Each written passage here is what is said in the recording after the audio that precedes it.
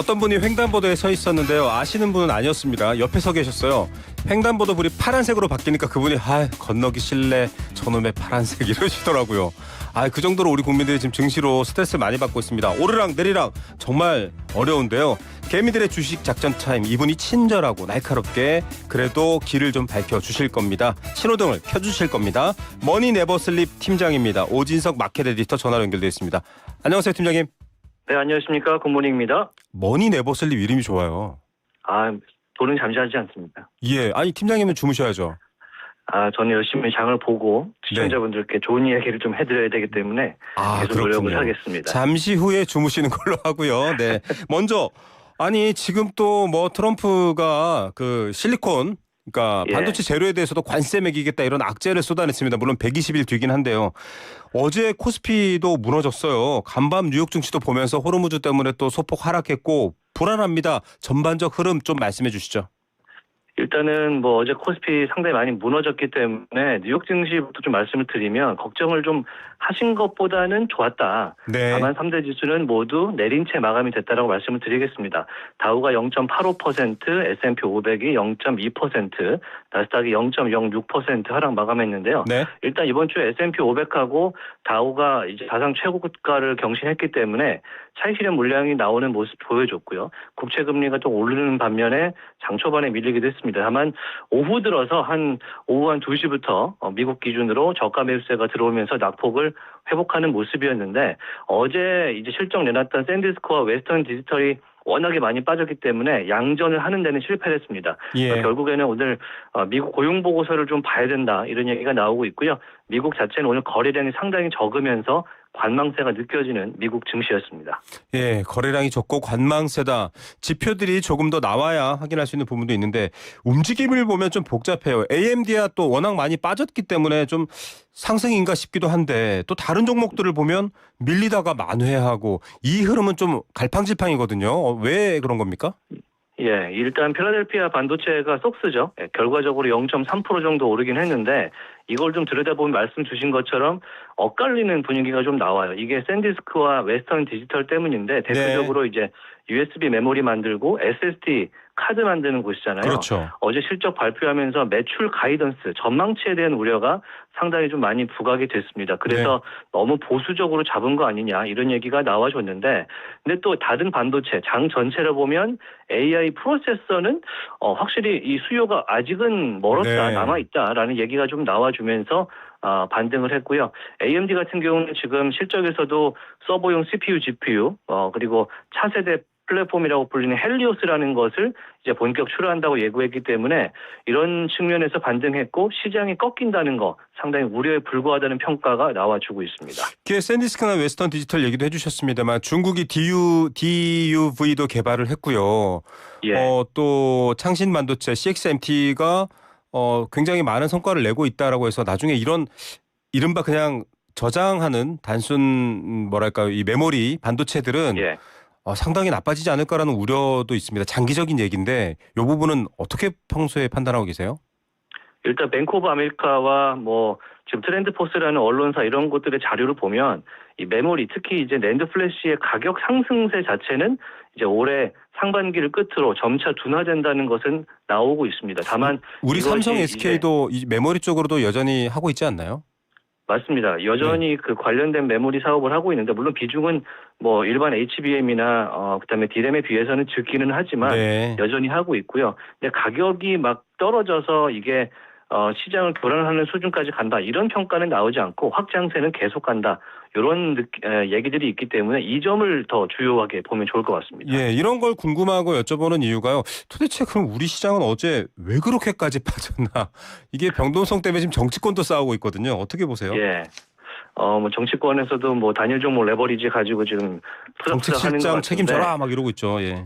그렇죠. 어제 같은 경우는 사실 낙폭이 좀 우리나라 과했다고 저는 생각을 좀 하고 있습니다. 매도 사이드카까지 나올 일인가 생각이 드는데 외국인이 일단 집중 매도를 했어요. 그러니까 삼성이나 SK 하이닉스가 별로여서가 아니고 이제 외국인들이 보기에 샌디스크와 웨스턴 디지털의 동일 업종이라고 보는 이 글로벌 회사 그리고 그 회사가 주가가 상반기에 워낙 많이 올랐기 때문에 한번 털고 간다는 액션이 좀 보여졌고 털고 간다. 여기다 예, 거기다가 레버리지와 프로그램 매매, 이게 기계적인 매매 아니겠습니까? 예. 이게 나와주면서 여기서 받쳐줘야 되는데 수급 이제 매수가 돌지 못하면서 투매로 잡아내렸다라고 보면 되겠고요.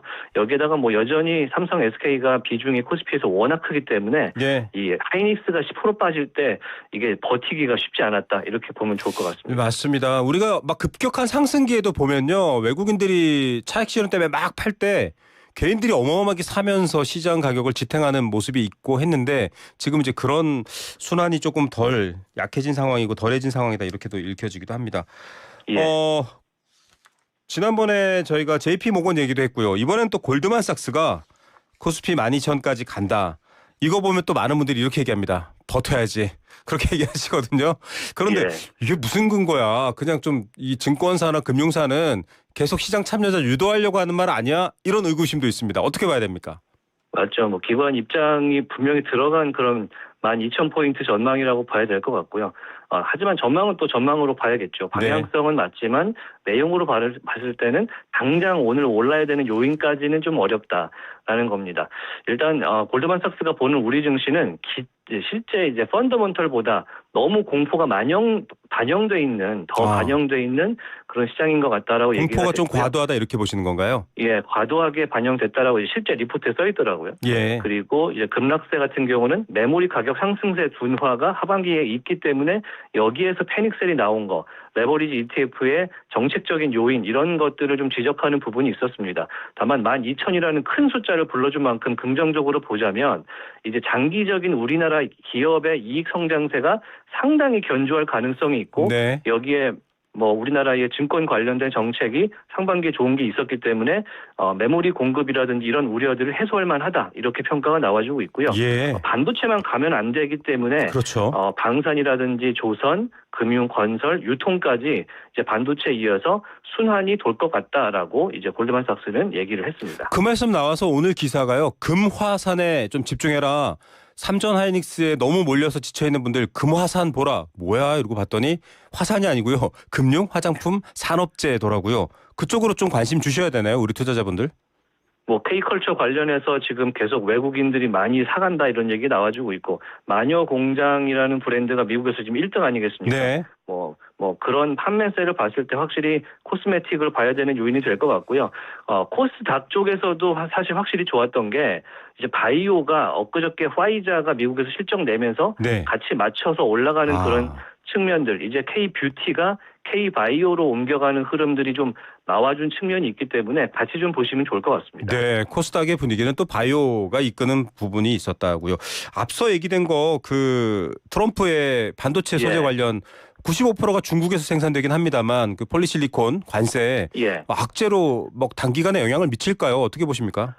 일단 오늘 주가 자체는 출렁일 수 있다고 보지만 이제 우리나라 태양광 산업 전체는 불확실성 속에 기회도 분명히 존재한다라고 말씀을 드리겠습니다. 네. 왜냐하면 우리나라를 대표하는 이 폴리실리콘 제조사가 한 두 군데 정도, 하나는 OCI 홀딩스, 네. 하나는 하나솔루션 큐셀이라는 곳이 있는데 네네. 이제 OCI는 말레이시아에 공장이 있습니다만 하나 같은 경우는 미국 조지아를 비롯한 여러 곳에 공장이 있어요. 네. 그래서 이게 단순히 글로벌 관세라고 한다면 어떤 국가를 타깃으로 할지가 정해져야 될 텐데 맞아요. 그런 측면에서 미국 내 공장을 갖고 있는 업체가 있고 관련 투자자분들이 있다라면 이게 악재로 무조건 반영되지는 않을 것이다. 그런 측면으로 보시면 좋을 것 같고요. 네. 다만 말레이시아산까지 관세를 맞는다면 OCI 같은 경우는 좀 부담이 될 수는 있겠다라는 생각이 듭니다. 예, 앞서 우리 오진석 마켓 에디터 팀장님께서 그 과도한 공포 얘기를 했는데 여러분들도 그걸 느끼고 좀 냉정하게 시장에 참여하시면 시장 자체의 안정에도 도움이 되지 않을까 싶고요. 많은 전문가분들이 이 프로그램에 나와서 이렇게 얘기를 합니다. 엄청나게 올랐다가 엄청나게 떨어졌는데 하단 지지선을 다지면서 계단식으로 우상향하는 방향인 건 맞는 것 같다라고 하는데 저희 청취자분들은 당장 오늘 주가를 보면 못 믿겠는데 이런 입장도 있고요. 특히 고층에 묶인 분들 있잖아요. SK하이닉스 250층에 구조해 주세요. 이런 분들은 말이 돼? 언제 올라와? 이런 말씀들 하시거든요. 어떻게 보십니까?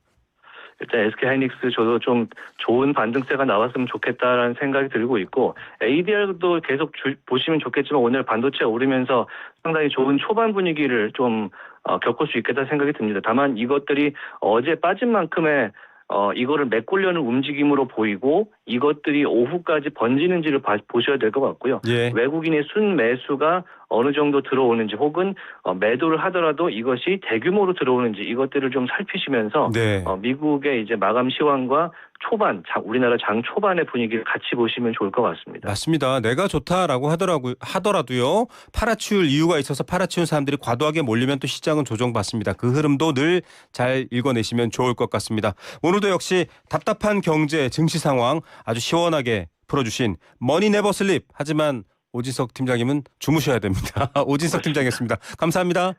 고맙습니다.